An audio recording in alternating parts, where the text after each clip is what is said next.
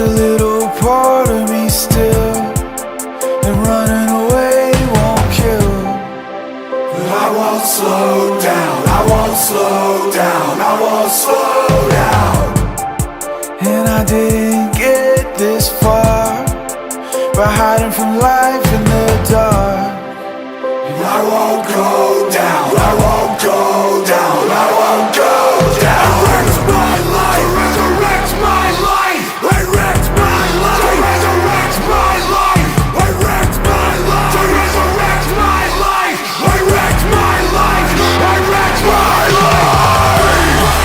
There's a little part of me still. There's a little part of me still. There's a little part of me still that you can't kill. There's a little part of me still. There's a little part of me still. There's a little part of me still that you can't kill. All right, I am very short on time. I got 15 minutes, but I want to get a good pump before I get to the expo. So I'm gonna do this giant circuit. It's gonna hit every single part of your shoulder. Do 4 rounds of this. So we're gonna start off here. This has become one of my favorite moves. Chris Geffen kind of taught me this, but chest supported. So you're leaning on a high incline, chest supported. I don't know what to call it. I call it a lateral to front, like combo raise. So you're gonna come up in a lateral raise up to about even. You're gonna come out to the front, come back to the lateral raise and back down.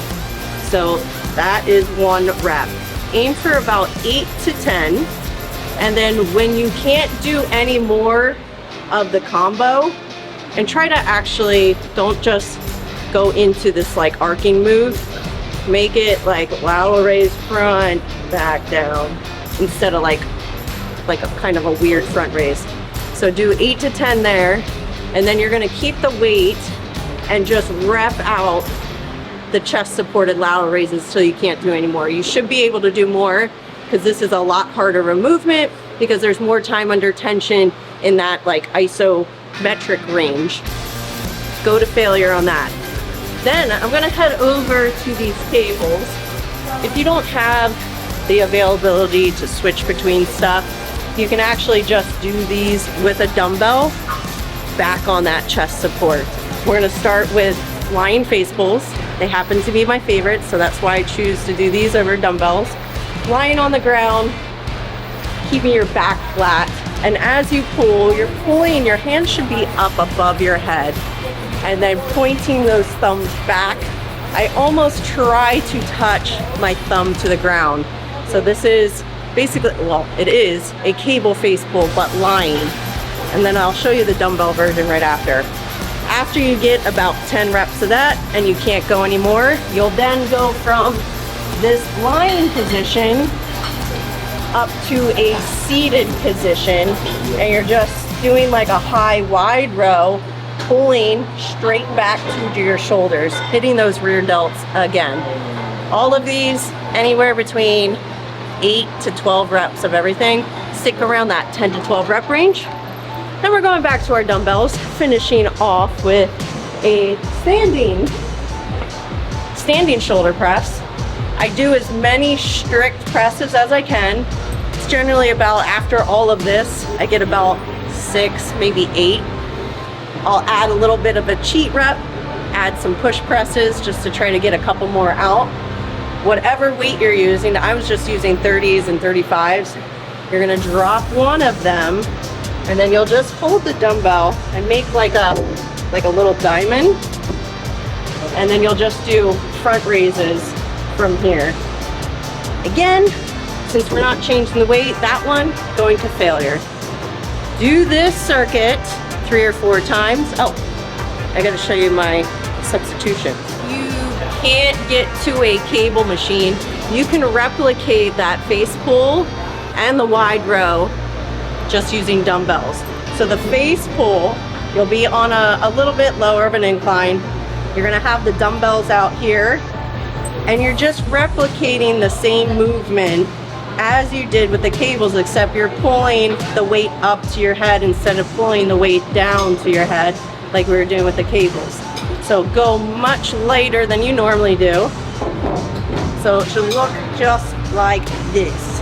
This circuit, depending on how much time you have, I don't have much time. I'm gonna try to get 4 rounds in, but three or four rounds of that in like 15 or 20 minutes, you'll be good to go. Difference between my programming, I don't call it programming. I'm not programming anything. I have always trained where I come to the gym and I try to stress my muscles out as much as I can. I don't do the same workout for weeks at a time. Now there's a lot of trainers out there that like, okay, they give you the week's workouts and then you do that for like 6 to 8 weeks. You go in, you do the same things over and over and over.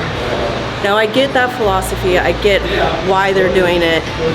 Overload, it's very easy to overload when you know exactly, okay, I did this bench and then we do this and this, and you can try to add weight with every workout. At some point in time, no matter how long you train for, at some point, you're not going to be able to add weight.